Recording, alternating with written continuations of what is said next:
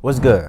My name is Omar, and I was able to lose 80 plus pounds within a year. And I make these videos so that you could do the same and lose much more, much faster. I'll be going over how to lose weight automatically to the point where it feels like a habit. First, we'll be going over what a habit is, how to create fat loss habits, and how to destroy harmful fat loss habits. So let's begin. A habit is something that you do without manually thinking about it. So for example, wiping your butt after taking a dump, brushing your teeth in the morning, taking a shower after you come back from work. These are all habits we developed over the years of being a decent human being, and which I hope you are, right? Habits tell us who we are.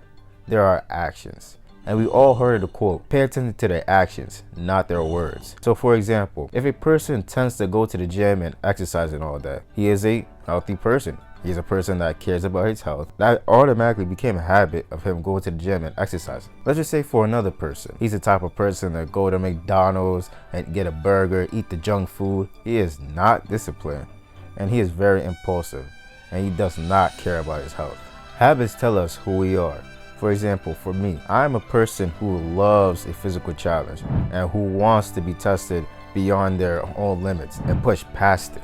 That's why I go to the gym. I don't simply go to the gym just for the actions, just for aesthetic. Even though that is a big part of it, that is not the main reason. And that's not the main reason I've been able to stay so consistent. In my opinion, there are no good or bad habits. There's only habits that disempower you and empower you to your goals. So, for example, one type of person could be like, okay, let's call him Derek. Derek is a person who is selfish with his time. He's very strict. He doesn't care about to like waste time. Group A type of people may see him as selfish, as a negative type of way. They may see like, oh, he just needs to line up, or why is he so strict, or he has to change. But group B may think of him like, oh yeah, I definitely agree with him. I'm very strict on my time as well. Two people can look at the same situation and have two different perspectives. Habits just simply represent who we are. How to create habits that promote fat loss. First of all, how will you make progress if you're confused on what to do? You don't even have faith in the things you're doing. If you have faith, that's good. However, if you don't have full trust in what you're doing, the workouts, what you're eating, the diet, and what you're doing, sleeping and all that stuff, then you're not gonna make that much progress. You're not gonna be 100% committed. When I first started my weight loss journey, I was very confused on what to do. Even though I had all this information around me, I didn't know which worked. So I tried a whole bunch of them, and a lot of them didn't even speed up my weight loss, and I ended up gaining some pounds. However, through my experience, I was able to find the right weight loss tactics that really helped me out. And that's exactly why I created this ebook. In this ebook, I distilled all the information that I've learned that actually works into the ebook about fat loss. All the diets that I ate, all the workouts, all the testosterone boosting tactics I tried, the cardio, the productivity tactics that allowed me to actually, commit to them and do it. I distilled all of it in the ebook. So if you want a free copy, DM me fat loss to my IG, my Instagram, and I'll send you the ebook completely for free. So tactic number 1, habit stacking. That's when you add a new habit on top of a current habit you already have. So for example, after I eat dinner around 6:30 p.m., I'm gonna drop down and do some push-ups.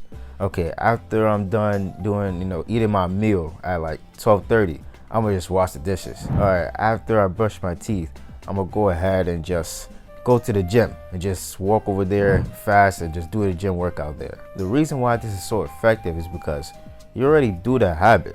So all you gotta do is add one more habit, and when you do it enough, it's gonna be a habit where you do both of them, and then you can add another one, and then you can add another one, and it's just automatic. Tactic number 2, dopamine detox with temptation bundling with caution. Dopamine detox is simply when you do delayed gratification activities like reading and podcasts. The opposite of that would be instant gratification activities like playing video games or watching anime. You want to plus that up with temptation bundling. And temptation bundling is simply when you do a certain task, a habit you want to get, installed, and then you add a reward for yourself at the end. For example, you're thinking about the gym, it's like 12:30 p.m. and you're like, oh, I don't want to go to the gym at 3:30.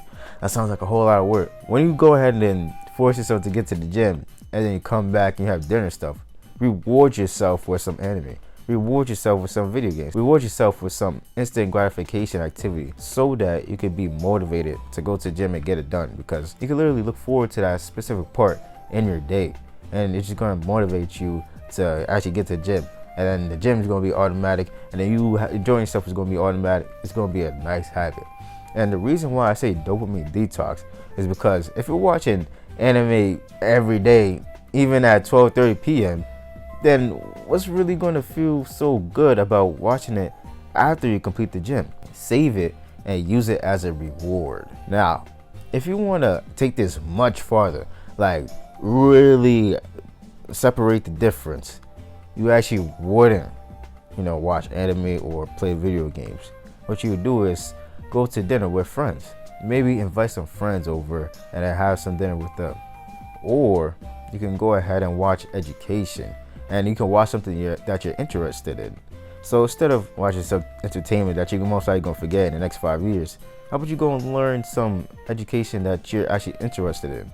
So for example, for me, right now, I'm interested in learning more about chest workouts, how they move and how they work. So that's something that's piqued my interest, and I enjoy watching that stuff, even when I'm eating or even when I'm done. Also, if you're not going to go to that upper amount, then it's fine with this one. But make sure that the reward is aligned with the type of person you want to become. If you go ahead and reward yourself with fapping, then you're just a cuck. If you go ahead and reward yourself with smoking, you're impulsive. And reward yourself with drinking, then you're just not disciplined. And you building drinking, smoking, and fapping as a habit, it's not what you want. Even though watching anime and playing video games really ain't that far from it, it's better than harming yourself with those negative inputs. Tactic number 3. Implementation intention. It's just a fancy way of saying go to the gym at the same time. Say to yourself, okay, I'm gonna go to the gym at 6 p.m. every single day, or whenever I have my gym workouts, and I would just go at 6 p.m. wherever. Just say you're gonna go to a certain place or do a certain activity and just go there. Number 1, surround yourself with a community. Now I'm about to go to a certain point, but I'm gonna spin it right back. First, stop eating junk food and stop eating sugar. Universally, everybody, probably except for Alex Hormozi, suggests us not to eat sugar or eat junk food. So, you have to stop. However, the reason why you want to stop, it's not simply for the action. It's not simply for just not eating sugar or not eating the junk food. It's for building yourself into the type of person you want to be. For example, let's just say we got Jake. Jake just found a bottle, and then he opens it, it's like a whole genie. A genie comes out the bottle, and he gives him 3 wishes. And Jake, he's a hater. He's like, okay, David Goggins, make him fat. Elon Musk, make him broke. Me, give me 4 wives. How long do you think it'll take David Goggins to lose all that weight? 2 months? 1 month? 2 weeks? How long do you think it'll take Elon Musk to gain all his money back? 2 months? 1 month? 2 weeks? How long do you think it'll take Jake to lose all his wives? 1 month? 2 weeks? 2 days? Building the character traits is extremely more important. If you're the type of person whose baseline is at $1 million compared to somebody who won the lottery and got $1 million, you already know their future. The person who won $1 million is not going to win any more money, but the person whose baseline is 1 million, they're going to still go up. They're going to raise that up to 2 million, 5 million, 100 million, 1 billion, all that stuff. And the person who got lucky once is just going to go back to their normal baseline, which was most likely $10. Side note, I was speaking to this traditional married couple, right? And the husband said that one of the main reasons that the wife even married him was because she knew that if they was to lose everything, if they was to go bankrupt, broke, lose their house, he would get it back. So that's just something I wanted to share real quick. Now we're going to bring it back to stop eating the junk food and stop eating the sugar. It's because you want to build up the character traits of discipline. Discipline is so important just for anybody because life is difficult. There's going to come a time where you're doing the work and then you feel frustrated, you don't feel like continuing no more. Because you have the skill of discipline, you can stick onto it and then keep working on it. And then you're going to become more successful. So one of the fastest ways is to surround yourself with a community who also does this. Immerse yourself with a community of people who also don't tolerate eating junk food or tolerate eating sugar. Obviously not gonna like try to harmfully hurt you, right, if you make a mistake, but they also have the same mindset of, nah, we don't do this. We are a type of people who are disciplined, who loves this physical challenge, and we don't care whether all these instant gratification activities. We're gonna stick on the path and then become successful. Number 2, ask yourself, will you respect yourself if you make the decision? So let's just say you're gonna skip out of the gym and because of external factors. If it isn't because you have work or any relationship things that needs your attention, then what are you doing? For example, you're gonna skip out of the gym because it's raining. Are you serious? You're going to sacrifice your future self because of water? That's unacceptable. Like, you're not gonna go to the gym just because it's raining, even though you could just wear a jacket or an umbrella. But let's just say the gym was giving out $500 to everybody who showed up and did their workout. You will find a way, right? Or to skip out of the gym just because you're not in the mood. Let me ask you this. Did your mom not feed you just because, oh, I'm not in the mood, I'm gonna just feed my kid tomorrow? No, right? You have to take care of yourself. Number 3, make a habit contract or get an accountability partner. Accountability partner is somebody who holds you accountable to your goals. So you make a deal with them. Hey bro, could you text me every night at 10 p.m. if I tracked my calories and I went to the gym 5 days out the week? And then they're gonna text you and then you're gonna reply either yes or no. This is gonna hold you accountable because you don't wanna look weak in front of your friend.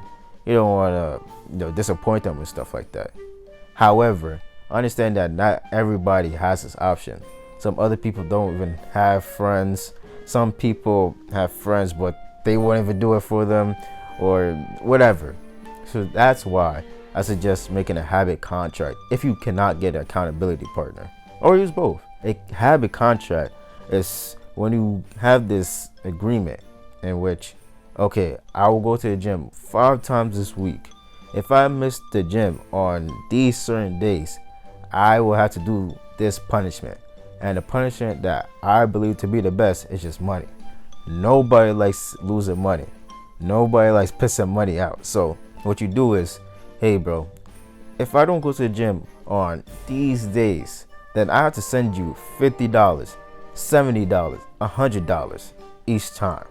Now this is like way too bad of a punishment because you don't want to lose that amount of money. If you be like, oh, if I don't go to the gym, I send you $5, bro, you're gonna be like, it's not that big of a deal. You want something that's actually gonna hurt so that you don't miss the gym, and it's all for the benefit of you. By the way, I have an ebook in which I distilled all my information that I ever known about weight loss, and I talk about the best workouts, the diets, the testosterone boosting tactics, the productivity tactics, and the cardio, and much more. So go ahead and DM me Fat Loss to my IG, my Instagram, and I'll send you the ebook completely for free. And with that being said, always take it one step at a time because you may never know where that one step may lead you.